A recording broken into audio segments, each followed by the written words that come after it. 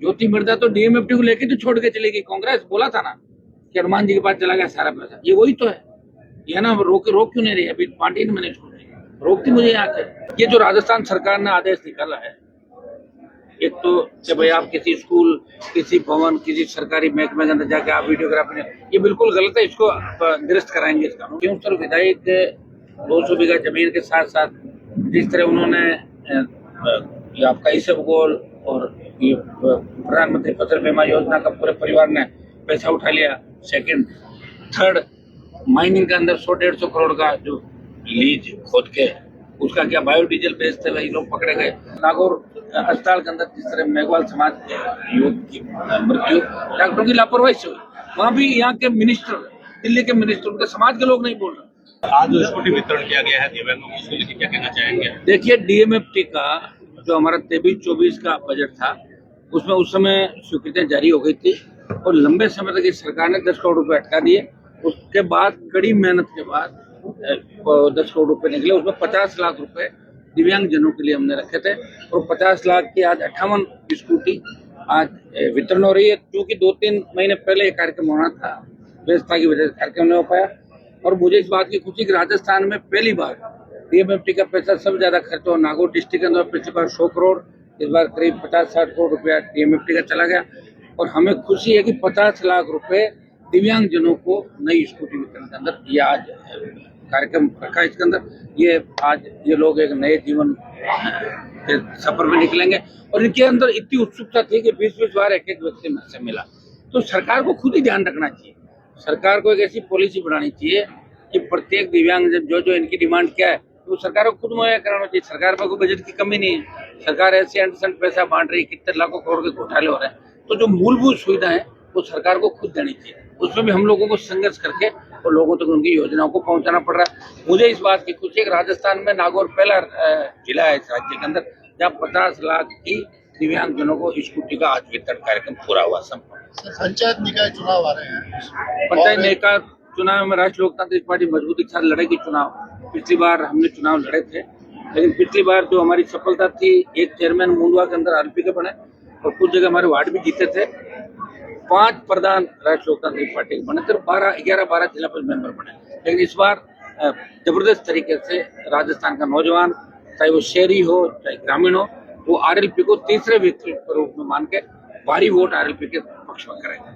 Sir, पत्रकार सुरक्षा कानून के लिए हमारे लिए आप क्या राय है? ये जो राजस्थान सरकार ने आदेश निकाला है, एक तो कि भाई आप किसी स्कूल, किसी भवन, किसी सरकारी महकमे के अंदर जाके आप वीडियोग्राफी, ये बिल्कुल गलत है, इसको निरस्त कराएंगे इस कानून को। हम आपसे ज्यादा इस मामले में चिंतित है। अगर आप लोग नहीं हो तो फिर कई जगह तो स्टिंग भी आप लोग करके वो खबरें लाते हो, जान हथेली पे रखते हैं। मैंने देखा था ये यूक्रेन का युद्ध हो रहा था, वहां भी पत्रकार इंडिया के अंदर खबर चला रहे थे, घोड़े बरस रहे थे, वहां बीच में थे। तो पत्रकारों की सुरक्षा को लेकर भी सरकार को कानून बनाना चाहिए। पत्रकारों के बहुत से मामले पेंडिंग है, लगातार हमारे पास आते भी हैं। हम पत्रकारों के लिए हमेशा तैयार खड़े हैं। ये जो सरकार ने तुगलकी फरमान जारी किया, और मैं तो समझो नासमझी का, जो भजनलाल जी रोज नासमझी का काम करते हैं। भजनलाल जी देखो, पहली बार राजस्थान में हुआ कि निकाय और पंचायत चुनाव में दिल्ली से प्रभारी बनाए। तो कितना बड़ा दुर्भाग्य है कि भजनलाल जी और इनके मंत्रियों पर दिल्ली वालों को भरोसा नहीं, अलग से प्रभारी राजस्थान का नहीं, सिर्फ निकाय पंचायतों के लिए 4 प्रभारी बना के भेजे कि भाई भजनलाल कुछ नहीं कर पाएगा, तुम लोग कहो। उनकी मजबूरी ये है कि भजनलाल को हटा दे तो बनाए किसको।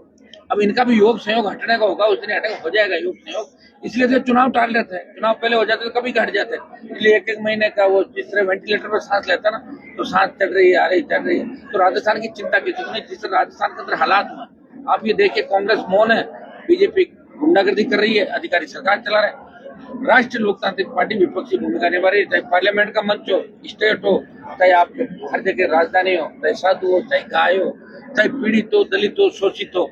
2-3 दिन से जो नागौर अस्पताल के अंदर जिस तरह मेघवाल समाज के युवक की मृत्यु डॉक्टरों की लापरवाही से हुई, वहां भी यहाँ के मिनिस्टर, दिल्ली के मिनिस्टर, उनके समाज के लोग नहीं बोल रहे। वो लड़ाई भी मुझे ही लड़नी पड़ रही है और मैं अंतिम समय तक लड़ाई लड़ूंगा। और सत्ता के सिंहासन पर नौजवान, दलित, शोषित तबके का कब्जा 28 के अंदर होगा, इतना ही मैं आपको। पालिका पंचायत चुनाव में आरएलपी अच्छी संख्या के अंदर जीत दर्ज। सर, राजस्थान में 20 से अधिक प्रश्नों की मौत हो चुकी है और राजस्थान के चिकित्सा मंत्री गृह क्षेत्र में करीबन दूसरी ये घटना है। पहला चिकित्सा मंत्री तो चारों तरफ खींवसर गढ़, उसके विकास, उसके चारों तरफ रिंग रोड, अपना खुद का परिवार का विकास, खुद का विकास, और दूसरे मौज मस्ती में बहुत पारिवारिक कले में जूझ रहे हैं। मैं ज्यादा नहीं कहना चाहूंगा, ठीक नहीं, बड़ा बम फट जाएगा, बहुत ज्यादा पारिवारिक कला है। इसलिए ऐसे व्यक्ति को, क्योंकि भजन लाल के ज्यादातर ऐसे ही लोग हैं, गजेंद्र सिंह को देख लो, कन्हैया लाल को देख लो, के विष्णु ही बैठा, दूसरे आपके 10 मंत्री ऐसे होंगे जिनको खुद को ही नहीं पता कि सेक्रेटरी, प्रिंसिपल सेक्रेटरी और एसीएस में क्या अंतर होता है। ऐसे भोंदूलाल बहुत से सरकार के अंदर बैठे हैं। ये तो भोंदुओं की सरकार है और मूर्खों की सरकार है। इस मूर्खों की सरकार में तकलीफ राजस्थान की जनता को पानी पड़ रही है। ये स्टेट बहुत ऐसे दौर से गुजरा जब कांग्रेस बीजेपी मिलकर राजस्थान को पहले भी लूट रहे हैं। अब कोई बोलने वाला नहीं है। जो बोलता है उसके खिलाफ मुकदमे दर्ज होते हैं। ये मोदी हमेशा ईडी सीबीआई भेजते हैं और ये लोग क्रिमिनल केस दर्ज करके और बच्चों को तंग करते हैं। ये इनका धंधा रहा है। और नागौर उस दौर से गुजर रहा है। यहाँ तो एसपी भी नहीं बता हुआ, पता नहीं कहाँ से लाके एक व्यक्ति को बिठा दिया। एसपी होता है। अब कोई कह देगा एमपी की जगह कोई बैठेगा, एमएलए की जगह बैठेगा, प्रधान थोड़ी बैठेगा, एमएलए की जगह एमएलए बैठेगा। 100 के लोगों को, क्योंकि यहाँ के हमारे सत्ता पक्ष के लोग हैं, इसके साथ मिलकर धंधा करते हैं। अवैध धंधे के हिसाब से बिठा दिया कि ये सेट है, 2-4-6 महीने बाद रिटायर हो जाएगा, घर चला जाएगा, बाद में हाथ जोड़ लेगा किसी, अगर साहब मुझे मत मारो, मैं आपके समाज का हूँ, मैं आपका ही भाई हूँ। और अभी जब तक है लूट खसोट करके कर देगा नागौर का सत्यानाश। चुनाव 20 दिन से ऊपर हो चुके हैं, अभी भी आरोपी पकड़े नहीं गए, क्या कारण है सर? तो सरकार बचा रही है आरोपियों को। सर, चुनाव सरकार के जो आरोपी है उनको सत्ता पक्ष के लोग बचा रहे हैं। और निश्चित रूप से लोआउट ही नहीं, पूरा प्रदेश दुखी है।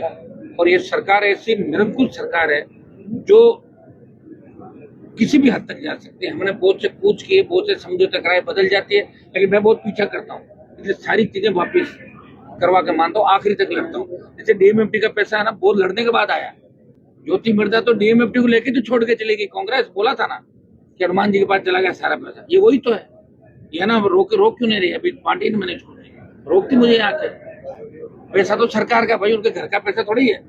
जब डीएमएफटी के उससे लेके तुम भाग रहे हो तो पैसा तब भी खर्च हो रहा है। 10 करोड़ इसमें भी हो गया डीएमएफटी का, और भी हुआ है। तो ये लोगों की ना समझिए कि हमने कुछ करें और न करने दें। और हमने नागौर का विकास 70 साल हमारे दादाजी सब लोगों ने रोका। नागौर आगे क्यों बढ़ रहा है, इसलिए इसमें बाधा कैसे उत्पन्न की जाए, वो षड्यंत्र ये लोग बैठे हुए कर रहे हैं। जीत पा नहीं रहे, 4 चुनाव हार गए, शर्म है नहीं, घूम रहे हैं। सर, पंचायत राज संस्थाओं में जो आरक्षण की लॉटरी निकली है उसमें ओबीसी के आरक्षण को देखिए, ओबीसी की जनगणना ही गलत तरीके से की। हमारी समाज की 72 लाख संख्या बताई, जो 1.5 करोड़ से ज्यादा के जाट समाज है। ओबीसी का जो परसेंटेज है वो 21 नहीं, राजस्थान में 30% जो बताया है आपका 21% आरक्षण। और राजस्थान में जिस तरह करीब बताया था परसेंटेज, इन्होंने कम किया। इन्होंने करीब जो हमारा पिछला ओबीसी का था उससे बहुत कम संख्या के अंदर आंकड़े कि मैं कह रहा हूँ हमारे समाज की संख्या 72 लाख बता रहा हूँ, कोई 5 लाख उसको 50,000 बता रहा हूँ। इससे कुछ भी नहीं होगा, ये जानबूझ के कर रहे हैं। और सबसे बड़ी बात, ओबीसी के इलाकों में सर्वे करने ये लोग नहीं गए। ऐसे 6 जिले में जानता हूँ, जब पहुंचे नहीं वहीं लिख दिया बैठे बैठे। तो ये तो मतलब एक तरीके से अंधेर कर दी राजस्थान में, पूरे देश के अंदर अंधेर कर दी। और देश के लोगों को अब संभलना होगा, नहीं तो मुझे लग रहा है कि देश की सरकार इसी में लगी हुई है कि लोग रोटी के लिए लड़े, एक दूसरे को मारे और हम आराम से मौज करते रहे। इसी में सिस्टम लगा हुआ है। कोई सुनने वाला नहीं है। इसीलिए तो बीजेपी के अंदर लोग आ गए बाहर से, सिर्फ ईडी सीबीआई से बचने के लिए। जो बीजेपी के अंदर घूम रहे हैं, भाग रहे हैं ना, ये सब इतने दिन ही जब तक सरकार है। जैसे ही सरकार गई ये वापस अपने मूल स्थान में भाग जाएंगे। लोगों का काम है, पार्टी बदलो, अपना काम निकालो, धंधा करो, भागो। सर, 15 अगस्त स्वतंत्रता दिवस के दौरान किस प्रकार सोनिया गांधी ने राष्ट्रगीत का अपमान किया था, वंदे भारत, इस पर लेके आप क्या कहना? तो सोनिया गांधी मोदी जी कर रहे हैं ना, उनका काम। मोदी जी वहीं बैठे ना, कर ले। जयपुर में घटना देखने को मिली। मदन राठौड़ ने वंदे मातरम जब चल रहा था उसमें कोई फिल्मी गीत लगा दिया था। हटाना चाहिए मदन राठौड़ को। मेरी पार्टी में होता हटा देता अभी तक। मैं तो मेरी पार्टी में अगर कोई बदमाशी करे उसको भगा दूंगा तुरंत। अब बीजेपी कांग्रेस का मेरे पास थोड़ी है। जो भी राष्ट्रगीत का अपमान करे, जो भी परंपराओं का अपमान करे, उन पर कार्रवाई होनी चाहिए। आदमी चाहे कितना ही बड़ा होना चाहिए, लेकिन हो नहीं रहा। जब मीडिया को पाबंद किया जा रहा है, मैंने एक यहाँ प्रिंट मीडिया का बड़ा जो राजस्थान का अखबार चलता है, वहां भी ईडी ने एक जबरदस्ती रेड करके तंग किया लोग। कौन बोल रहा? भाई नहीं बोल रहा है। लोग अपना टाइम पास कर रहे हैं, टिकट के लिए कतार में खड़े हो जाते हैं।